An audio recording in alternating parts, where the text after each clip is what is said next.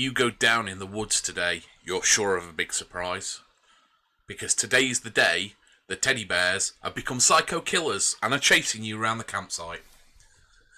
Hello everybody, and welcome to the first ever Black Magick tabletop games playthrough.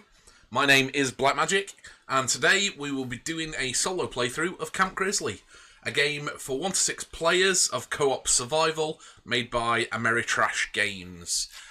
Now this game is made from 1979, where you play as counsellors who are getting round the board and they have to avoid the stalking of a bear, fetishist? He likes bears. Called Otis. Otis is a serial killer who is intent on killing you and stopping you from avoiding the camp. Now, there is multiple expansions to this game, as you can see across the top. However, we will only be playing the base game for today. So the first thing we have to do is start off by picking one of our characters. Now, they're all based on slasher stroke horror themed tropes in a way.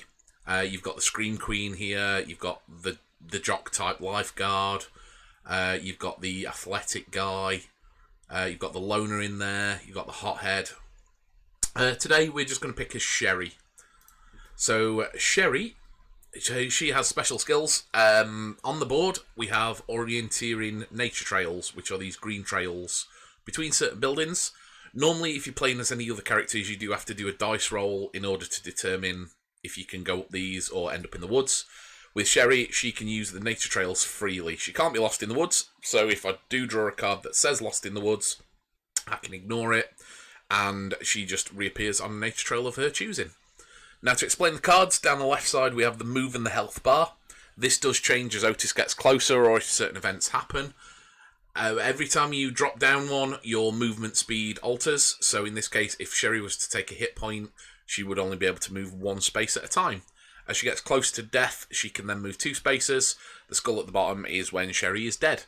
The panic phase comes into attack when Otis strikes the cabins. If they lose the fight, if they're unarmed, for example, that is the amount of spaces that they can flee away to avoid Otis's grasp. Here's Otis himself. Now he is, as I say, a bear lover, and his stats again change, where he can stalk multiple spaces up to 4 spaces at a time. His attacks get stronger, he can use better dice, and also he does more damage if he successfully attacks as well. So the first scenario we are going to roll is the meat locker scenario. Now on this, there will be me playing as Sherry. There will be 3 other NPCs that are in play. However, they're locked in rooms. They can't be played until they're unfreed. Otis can't attack them until they are free. And they then get to help me escape from Camp Grizzly. Now, to escape from Camp Grizzly, hidden around the board once the board is set up, there will be objective tokens which correspond to these 3 items on each of the finales. Once all 3 items are collected, you can get to one of these points, exit the game, and you do a finale card. The finale cards change depending on where you're doing it. Normally it involves things like dice rolls, or if you've got to fend off people, but we shall get to that if we get to that point at the end of the game. So, the first thing we need to do is actually set up the game for us. So in this case, if I press that button, that will put everything on for me. Now, Otis always starts in the tool shed on this game. Sherry starts up near the van. In play, we currently have Becky, Robbie, and Tyrone. These are the ones locked in the cabins. They can't do anything currently until I free them. So just to quickly run through their stats that they have.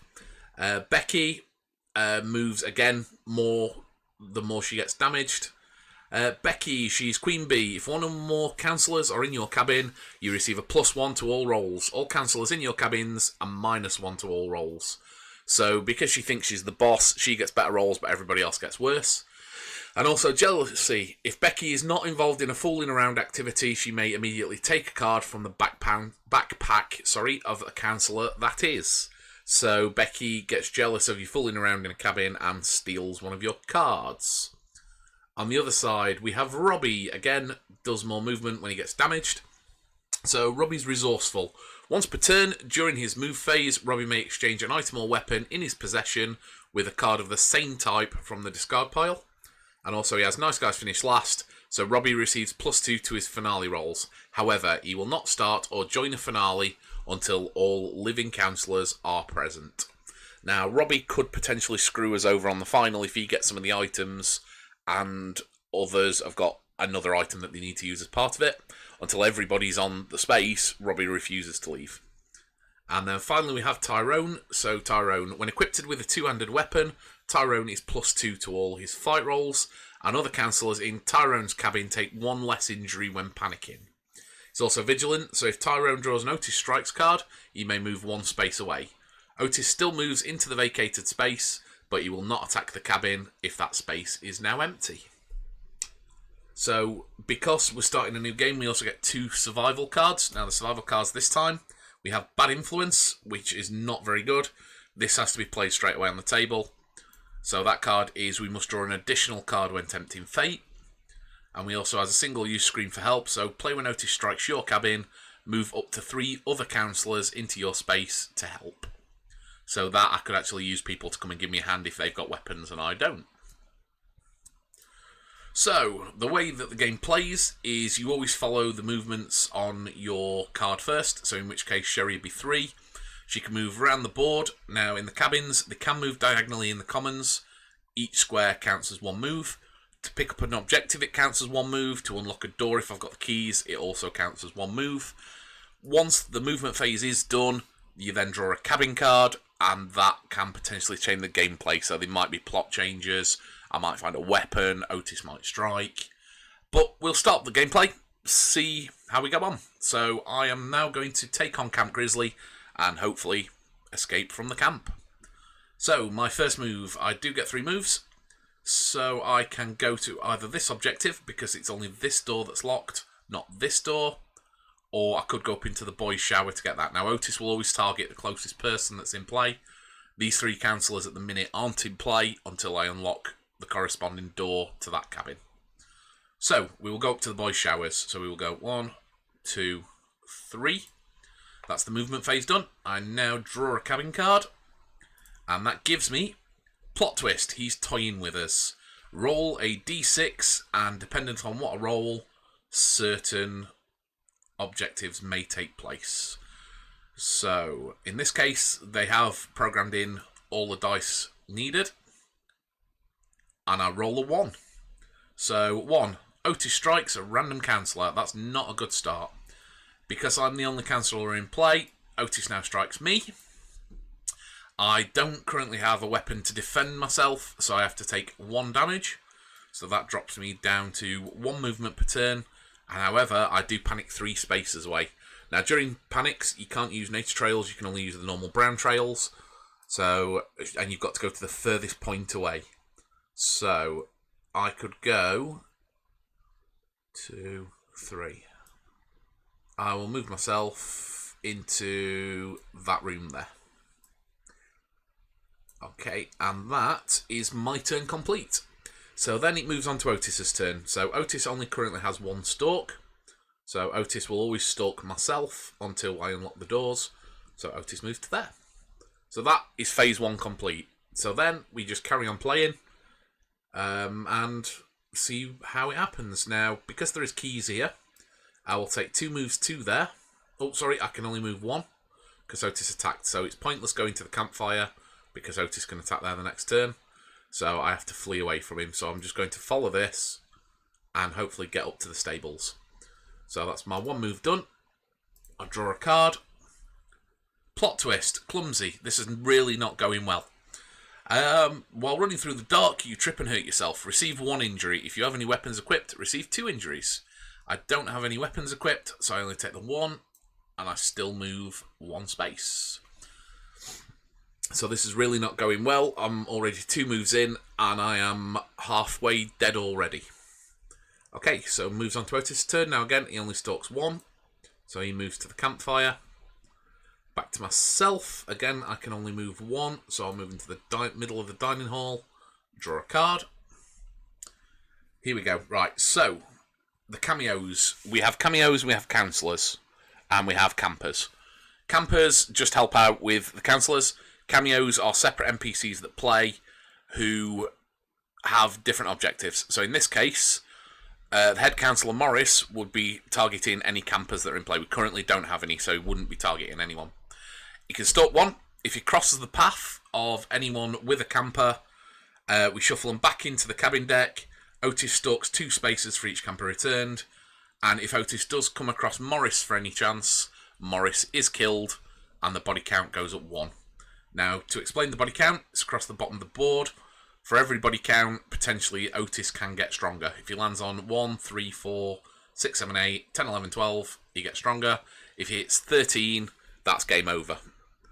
So, we need to find Morris. Where is he hiding? I can't... Ah, there he is.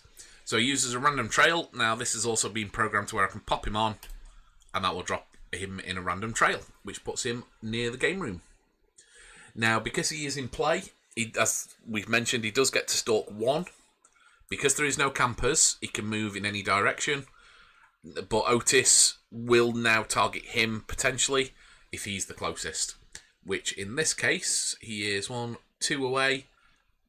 Oh, no, sorry, I tell a lie, because Otis cannot use nature trails. He's 1, 2, 3, 4, he's 5 away. Where am I? I'm 3 away. So Otis will still continue to attack myself.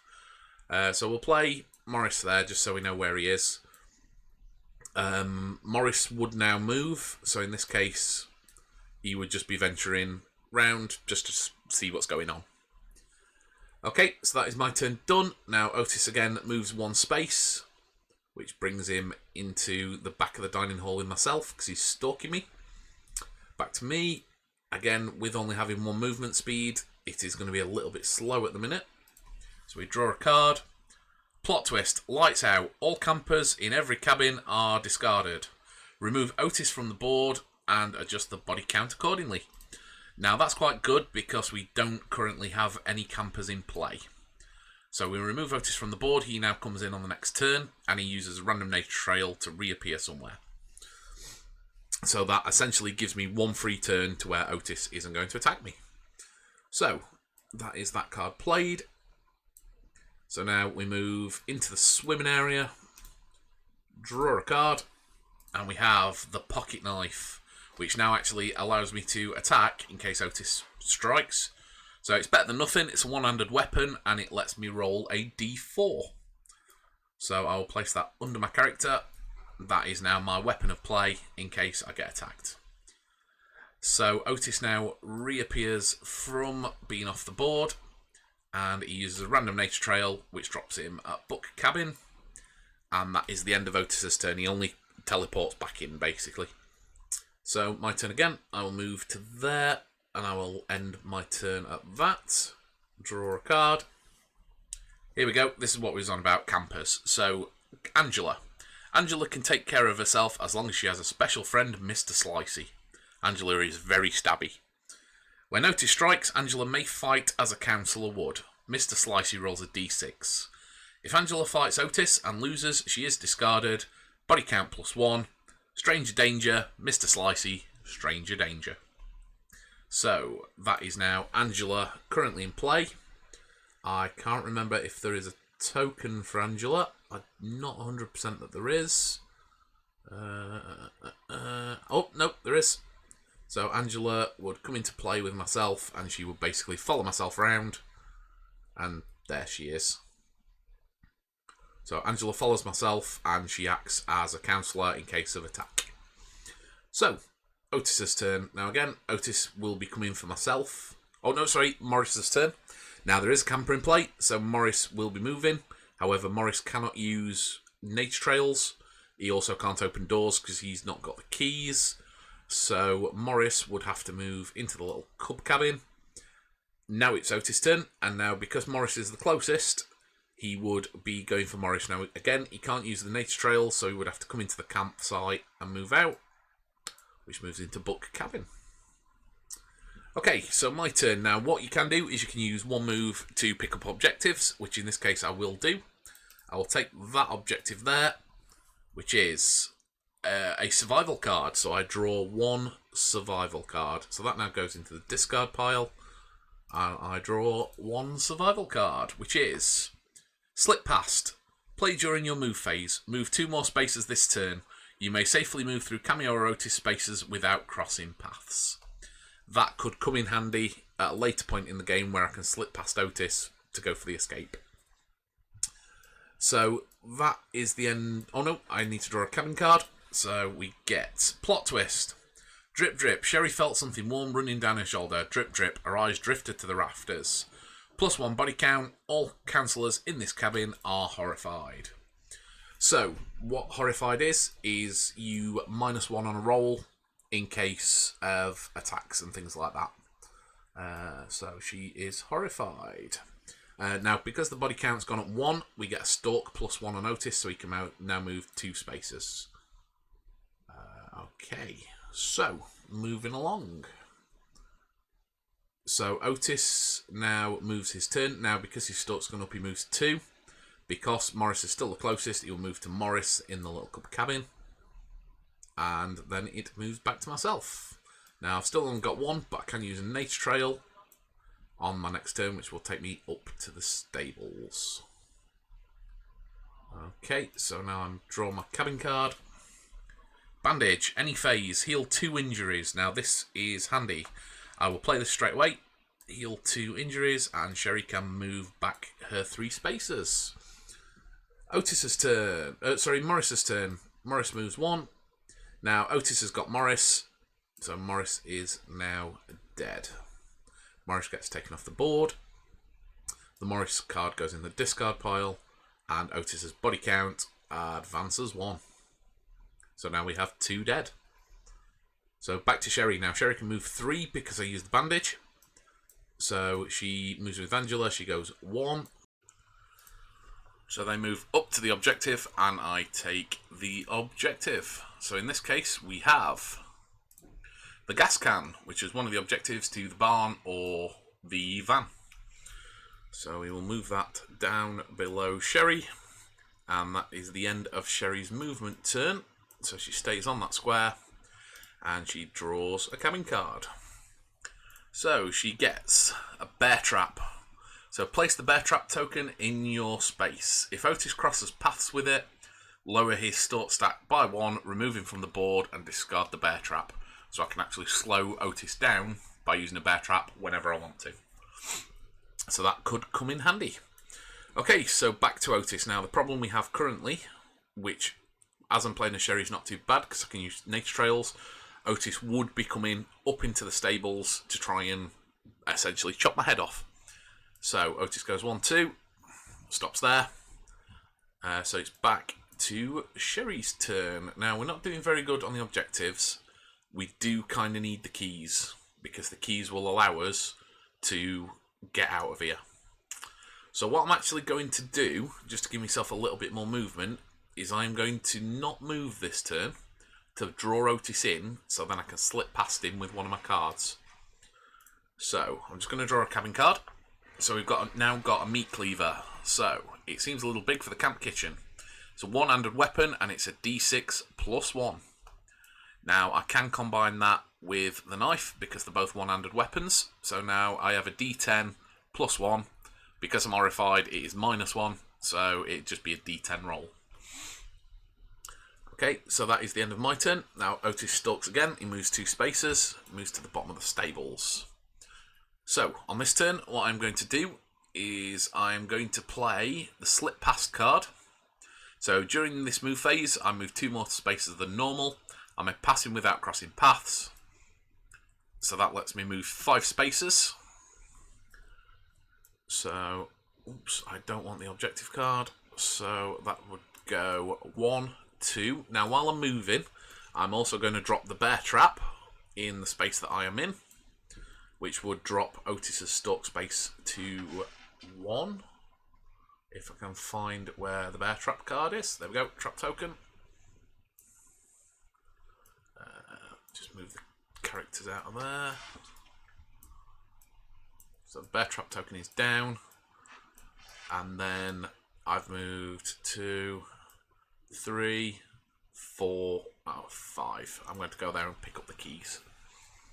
Okay, so that is the end of my turn. That can be discarded as well because we'd already done it. so I need to draw a cabin card. Plot twist. Draw a cabin card. After looking at the card, place it face down. It doesn't really matter that one because I'm the only one that's currently in play. So it can just be discarded. All it does is you draw a card, you place it in front of one of the other counsellors that are currently playing. I'm the only person playing, so it'll be coming to me anyway. So, Otis's turn. Now Otis moves 2. He moves 1. He hits the bear trap, which then drops his stuck space down to 1. Now, also, we remove him from the board, if I remember rightly. Let me just find the correct card. Bear trap. Yep, remove him from the card. Remove him from the board. So he comes in on a random nature trail, and we discard the bear trap. And that is Otis's turn done. Now, I'm going to use my first move here to pick up the keys. So that will be 1 move. And now I've got the keys, I can actually go around and start unlocking some of the doors to free up some other counsellors. So, I can either go and free Robbie, I can free Becky, and I can free Tyrone. Now, the problem with freeing Robbie, when he comes into play, I would have to free Becky and Tyrone. If I go and free Tyrone, he's probably my best bet because he's got a bit better fight option. Becky, her stats, she's Queen Bee, so there's plus and minuses involved, and it's not worth the hassle, to be honest. So we will move 2 to the campfire, 3 to the little cub cabin. We're going to go and free Tyrone, and we take a cabin card. So, plot twist, the closed door. I can either open the door, so I can draw 1 survival card, and then tempt fate. Now, if you tempt fate, what you do is you draw 2 cabin cards. If you get a red card, Otis strikes. If you get nothing at all, nothing happens. Or I can back away slowly and move back to where I started this turn, which would put me back in the tool shed. Now, the survival cards do come in handy. There is spare keys and everything in there, so I am going to risk it. I'm going to take a survival card, which gives me single use, don't. If you are required to tempt fate, don't. That has worked perfect because I can discard that card, and that is the end of the turn. So, Otis appears. Oh, Otis appears there, which is not good. However, I'm still a bit of a distance away. He doesn't move this turn, he just comes back on the nature trail. So, my go. So, I will go 1. Unlock the door with 2. This now puts Tyrone into play, and I will take that objective on my 3rd go, which is the rope. Pop that down there. Okay, so the rope and the petrol. The closest one we have at the minute would be the barn. In fact, we've got the keys as well, so I can actually now go to the barn and start the finale, and we could potentially win this game. Okay, so Tyrone now moves. So Tyrone, I believe, moves 3. Yes, Tyrone moves 3. So he goes 1, 2, 3. Tyrone then draws a cabin card. So flip on that one. Oh, that's not good. Otis strikes. So Otis comes from there, teleports to Tyrone. Now, Tyrone can't currently fight Otis because he's got no weapon. However, he does have a special power-up of Vigilant. He may move 1 space away so he doesn't actually get attacked. So he moves back into the little cub cabin. However, Tyrone has just screwed the game over because he's now blocked off the way that we need to exit the game. Cheers, Tyrone. Okay, so Otis is now back in play. Now Otis can move. Once again, Tyrone doesn't... It wasn't an Otis strikes card this time, so Tyrone does actually get attacked. He can't defend himself, so he will have to take 1 damage, which drops him to 2. And he then flees 2 spaces away. So again, he's got to go the furthest he can, which will be there in the cabin. So, back to Sherry. Now, because Otis is currently blocking that door, I'm going to have to go through the campfire and back round to get there. Tyrone is essentially my meat shield at the minute. So, unless I can actually attack Otis, because I have a D10 roll, and I could take him off the board. So I think that's what we're going to do. We're going to go 1, 2. We've landed on the same square as Otis, so battle commences. Now I have a d6 plus 1 and a d4. So that would be a d10 plus 1. However, because I am horrified, I lose 1 on my roll. So I just roll a d10. Otis currently only rolls a d4. So Otis rolls a 2. So I need to beat 2. If you draw 2 or get less than 2, you lose. So I need to beat his roll, which I roll a 1. Marvellous. So that basically means that... where has she gone? Angela is dead. Poor Angela. That bumps up the body count plus 1, which now gives him an attack plus 1. So he now rolls a d6. I also take 1 damage, which means I can only move 1 space again. And I can panic up to 3 spaces away. Now, I can't use nature trails, so I'm actually going to play it smart. We'll remove Angela from the board and go 1, 2, 3. So that is the end of my turn. What card? Yeah, Otis stroke. Okay, that's fine. So, back to Sherry's turn. Now, she's going to go 1. She's on the banana finale phase. She doesn't want to go with Tyrone. She's got all 3 items. Sherry is getting out of here. So here we go. The barn finale phase. So, carving station. Hide in a pile of discarded bodies. Each councillor at the each councillor at the barn must roll a d6. On the d6, we roll a 6, which is good. So, 1 to 4, you are caught, you become fresh meat for Otis. 5 to 6, hidden, wait for the right moment. Okay, so there's nobody else in the cabin, so nobody else is potentially going to become fresh meat. So, the right moment. When Otis finishes killing all the fresh meat, all hidden councillors then sneak attack him with a d10 plus 2 or whatever they have equipped. So, all I've got to do is fight Otis. Now, he rolls a d6.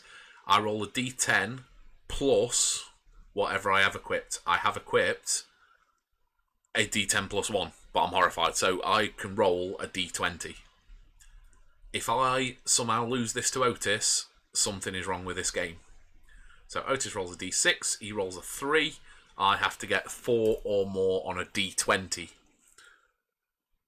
I roll a 6. I win the game. So, the end. If Otis is defeated, the surviving councillors win, but refuse to eat meatloaf for the rest of their lives. Tyrone is also alive because Otis didn't kill him. We killed Otis. We're the surviving councillors. We have survived Camp Grizzly.